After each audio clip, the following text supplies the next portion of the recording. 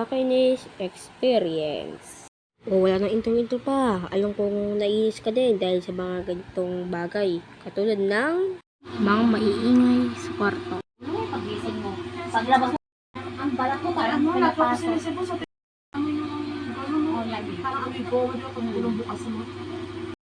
Pwede ba huwag kayo maingay? Pangalawa, mga batang makukulit. Tara, kay kuya tayo. Manood tayo dun ng magandang movie. Ano kaya movie yun, no? Hanip na itong mga bata na to. Manood pa sa akin. Di pa nga sa akin itong mga nasusubscribe itong mga to eh. O, subscribe muna kayo bago ko ito ituloy. O, pag nasusubscribe mo na, i-click mo naman ang notification bell para update ko sa mga bagong video. And then, let's go! Kaya mo na nga, kahit na manood sa akin. Lilit naman nila eh.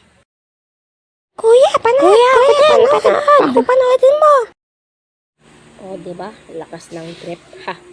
Dito lang muna tatapos.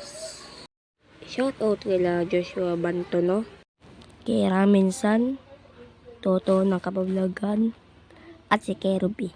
Pag di nabanggit ang inyong pangalan, ay magpa-shoutout kayo sa next na video ko. Alright, goodbye!